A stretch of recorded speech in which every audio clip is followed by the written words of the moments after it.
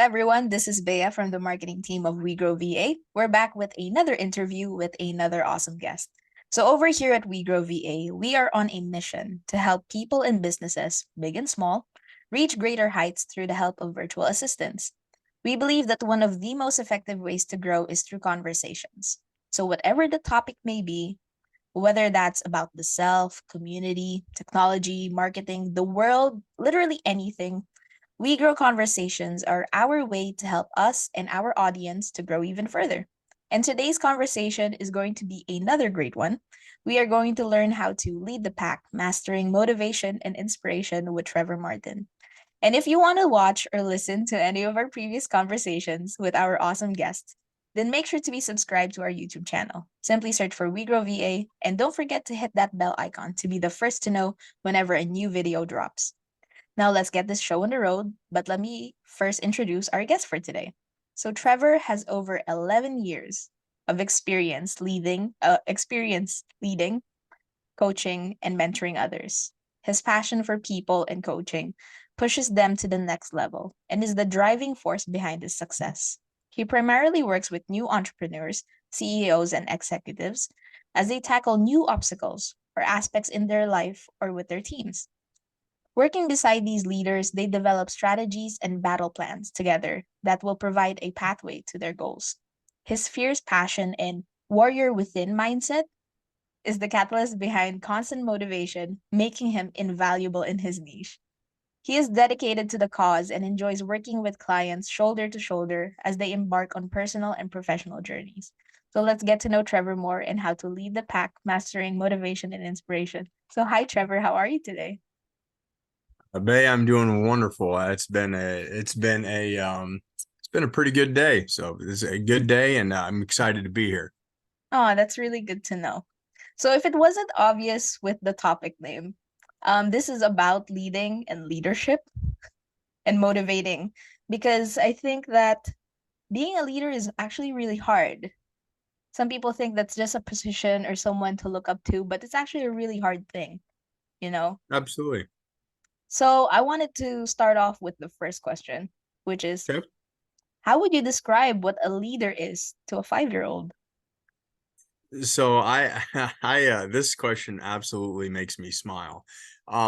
Because inside here, I believe for all of us, I believe there's a kid inside, right? I do. And Yeah. especially for me, that thing's running a mile a minute up here, and in my heart. So this question makes me smile. It also makes me kind of rewind and go back.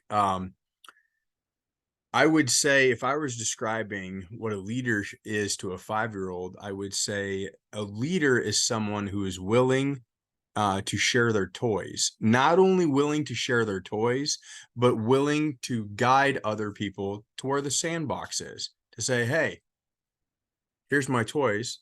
And by the way, here's the sandbox. Let me help get you there. Let's spend some time together right here. It's about sharing, it's about guiding. And showing a 5-year-old that, hey, being inclusive and including other people in your activities and showing them the way, that's what leadership is. That's what leadership is all about. And if we can, if you can get that message, if you can get that message across early, sky's the limit for anyone. I love that sandbox analogy. It's not just about sharing toys, but sharing that, oh, we have this space, the sandbox to Yeah, play in. I love that. yeah, Something, absolutely. Go ahead. oh, sorry, you go first. No, I was just gonna say having that, we it's very easy to say, to tell somebody, hey, share what you got, like share the Yeah. toys that you share them, and that's how you that's a good quality of a leader. It's another thing to say, hey, let me show you where everything is at. And then once I've shown you where everything's at, guess what? Now we get to, now we get to work. Yeah.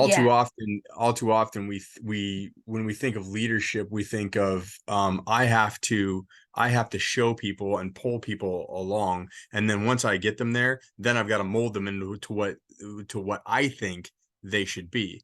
And that's not it at all. We need to listen, take a step back, and let them, let them grow, hoping that they become better than we are, putting Yeah, others above self. absolutely. Yeah. The thing that we love about asking that question, like we routinely ask that question to most of our interviews, is so that we can get to the core of it and to explain things as simple as possible. And yeah, I Yeah. just really love that sandbox analogy, truly. So, moving forward on, I guess, a more serious note. So, as we know, businesses and the economy goes through ups and downs. We went through a really tough time over the pandemic, and morale was really low. And the truth of it is that in a business setting, especially when you're a leader, morale regularly does go through its ups and downs. So I Yeah. wanted to ask you, Trevor, when morale is low, what are your tips for leaders to motivate the team when things are rough out there? How can you get people to keep pushing? So this was a tough question. Now this look thinking about this one, because when morale, when we think about morale, it's usually, if things are low, so goes the leader, goes the culture. So if morale on the team is low, I'm gonna guess morale up top is low as well, or the leader is could possibly be affecting that morale. So this was a tough one. I did a lot of thinking about this. Tips for leaders to motivate the team. The first thing I'm going to say is step back and do a little bit of self-analysis. Become aware of self. Are you the reason that morale is low, that things are that are on going on tilt, with your team? That's the first step, right? What's your mindset like when you come into work? Is your words, are your actions, are they affecting the team in a positive manner, or is it a negative manner? A very, very simple example is, you're talking about the economy, the ups and downs. Let's say the economy is right. Everybody's talking about a recession. You come into work and you're like, man, man, I don't know if you've been watching the markets. I don't know. Like, team, I don't know. I don't know. When we as leadership, when we come in with those messages, all of a sudden people go, wait, what did they just say? Like, I wasn't even kind of paying attention, but I heard, the markets are all over. There was some angst there in the message delivery, and then all of a sudden they start to absorb that attitude and that mood. Now, I'm not saying that when things are on tilt, that a leader, that's not going to affect a leader, and it's not going to, it's not going to put them with, or affect them. There's not going to be some oh, what am I trying to say? Uncomfortableness there, right? And a good leader is going to be able to process that themselves while not necessarily affecting the team. So what I would say is, make sure your mindset is right when you come in, and then remember your delivery and your messaging to the team. What exactly are you wanting to get across, and how can you do that in the most effective manner while uplifting them? I believe that when leaders have conversations, they should leave the other person with two things. Number one, respect, and number two, hope for the future. And if you can do that, you'll be all right, even if the conversation is difficult. I hear you on that. It's hard when you're surrounded by people that are kind of down, but it's Yeah, incredibly harder when someone that's leading you is also really down. absolutely. Yeah. You know, you did spot on. The other thing that I would add, I guess, is talk to your team. So if morale is low, ask them, find out, okay, why is morale low? Maybe if it's open and honest communication right there, and you have transparency, your team will go, hey, Trevor, it's you. Right? You're the reason morale is low. Or they may not. They may say, man, there's some outside elements that are really pinging me. That is when you, as a leader, right, promoting others over self, can go, okay, what can I do? I'm here for you. What can I do to kind of flip the switch? Yeah, I love that part when you said that there might be outside elements, Yeah. because I think often enough a lot of people say that this is work, this is your personal life. You know, they're two separate entities. But the truth of the matter is that one of the like each of these things do affect each other. And Amen. it's not that we're like asking or like probing people to open up more, but it's just to, you don't need to tell your whole life story, but you can just say that things have been difficult at home. You don't need to go into detail, but knowing these things, just knowing where someone is at, kind of gives you more context and nuisance to nuance to sorry nuisance nuance nuance to the situation. It also begs for more compassion, I guess, Yeah. empathy, you know. So yeah. So Yeah. Absolutely. moving forward, what do you think is an underrated skill that a leader should have? So underrated, that's the key word, and I'm still going to go with listening. I know that we talk about it, right? Everybody talks about it. There's podcasts, there's books, there's there's YouTube channel, right? There's Yeah, YouTube's it's everywhere. videos on. It's everywhere, right? You've got to listen. I still think that it is an underrated skill, and what I'm going to flip it a little bit, seek to understand. So actually listening actively, active listening to understand, seeking to understand what the other person is saying, not only what they're saying, but the position at where to what they're coming from, where they're coming from. Excuse me. Now I can't talk.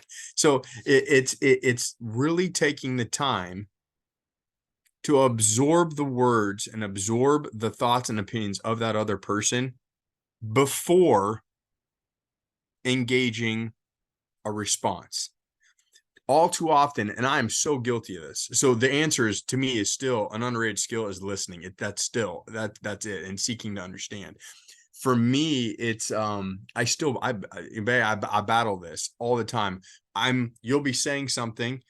I'm like, yep, I hear you, and I'm already creating the response. I'm like, oh, inside my head, I'm like, oh, I know what I'm gonna say. I know what I'm gonna say. I'm wait for it. I'll wait for my opening, and what I'm doing is I'm sitting here, I'm going through the motions. Yeah, I hear you. Loud and clear. But I'm already ready to talk. So in a way, I've already disconnected from what you're truly trying to say because I'm only worried about what I'm going to say. Oh, I hear you on that. And I think everyone is guilty to that at some point. Hey, yeah, You know, it happens. yeah, absolutely. It's very, very hard to sit back. Right. Yeah. I actually just did it. Like I just did it like right now. Like I'm like, oh, I know what I'm going to say. It's hard. Absolutely. But I also think that it comes from a place of wanting to help the person at most. Yeah. But it's also, I like the way you said that if you're preparing for your answer already, you're already disconnected from the conversation. Maybe you're not noticing something that they're saying or what they're really saying. Sometimes people say one thing, but there is something more underneath, and you kind of need to get under there and see. And you can only do that if you're actually really listening. So yeah, Spot underrated on. skill is listening, definitely. Yeah. So um, I wanted to ask next is obviously you've talked to a lot of CEOs and leaders, and on especially the thing from your introduction earlier, new CEOs, new entrepreneurs and Yep. executives, right? So especially when it comes to like a legacy, how do you think like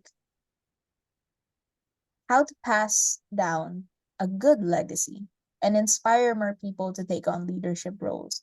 I think that I think that it takes a certain type of person to want to be a leader and be a leader, but right from the, I guess, let's say the work environment, how do you think a good leader can pass down a good legacy and inspire taking on those leadership roles?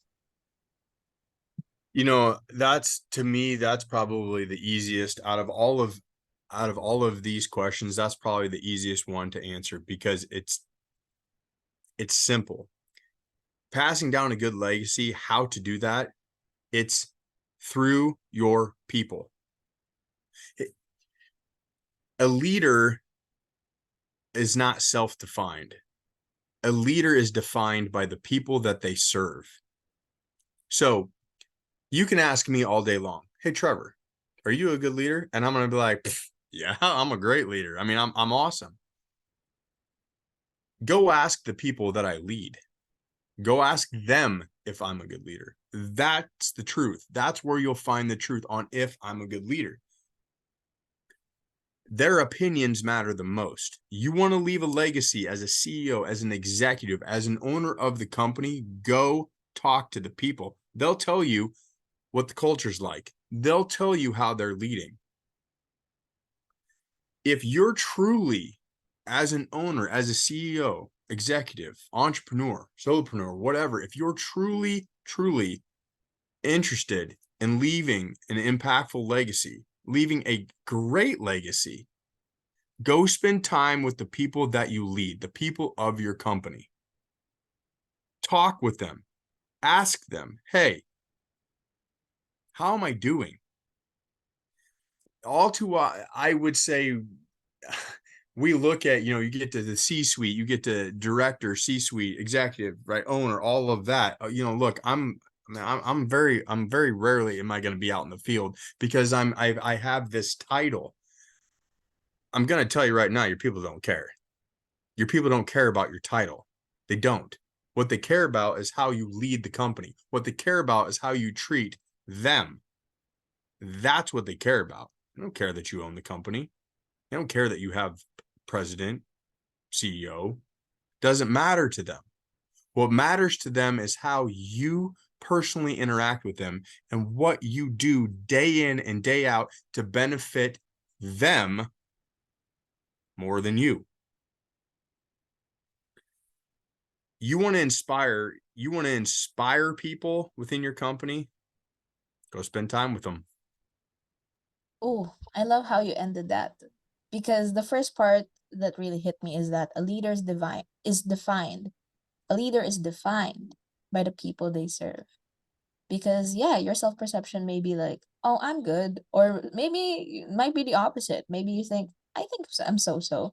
But when you talk to the people that you lead, and if they only have like great things to talk about you, that does say a lot about your leadership. And yeah, I'm just thinking. Hey, no, hey, I hear you. That's absolutely.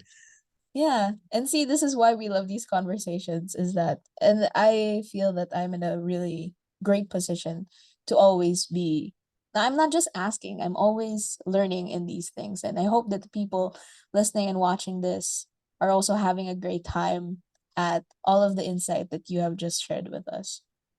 So, we've covered some really good ground with like what is a leader if you explain it to a 5-year-old. And always remember that a leader is someone who is willing to share their toys but willing to guide people towards the sandbox so that we can Mm-hmm. all play together.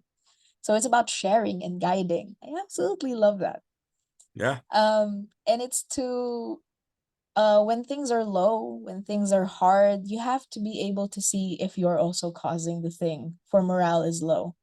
Yeah, a great leader who knows how to lead and motivate and inspire can see if they're the problem, but also in the same time be able to communicate and foster a good, open, and clear communication with their team. When your team is not afraid of you, I think that's a great thing.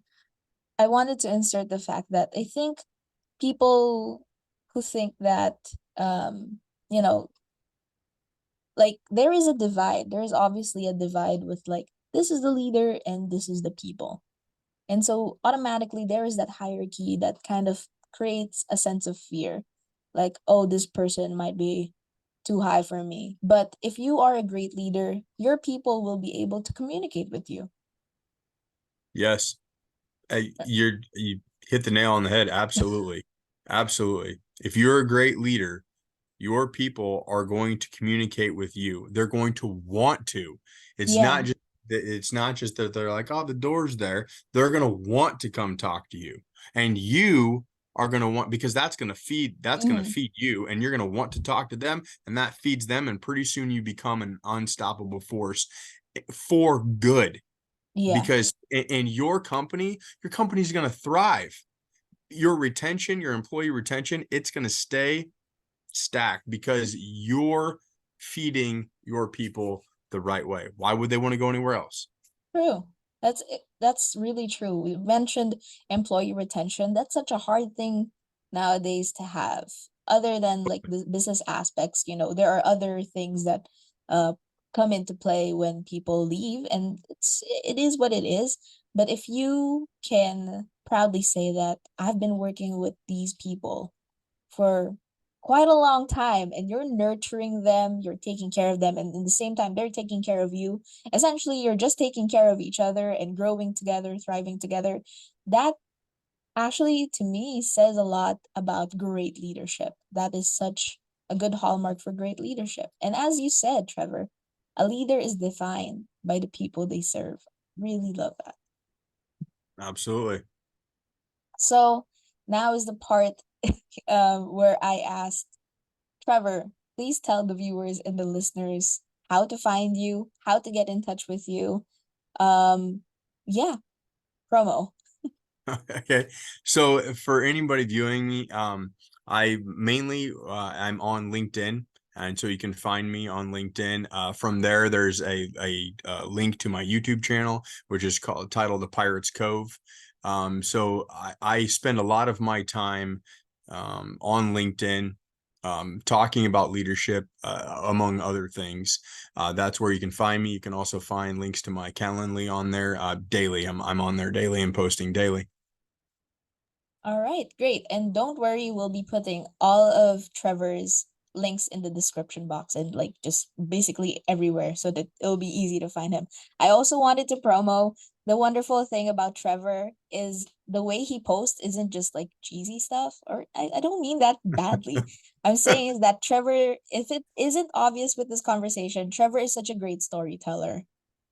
And his posts are worth going to and reading because personally as well, I find them refreshing because they're very different. So really just check Trevor out. I And appreciate don't that. Of course, no problem. And don't forget that if you're a business owner that is in need of growing your business to achieve entrepreneurial excellence by hiring a virtual assistant, or maybe you're just curious to know more about what we can offer, then make sure to get in touch with us, WeGrow VA. Head over to our website, wegrowva.com, to schedule a call. And don't forget to follow WeGrow VA over on all of our social media. We're basically everywhere to be updated on the latest ins and outs on anything and everything. Links will be in the bio and description box. So thank you once again to Trevor Martin and everyone who watched this video, and we'll see you guys in the next one. Bye.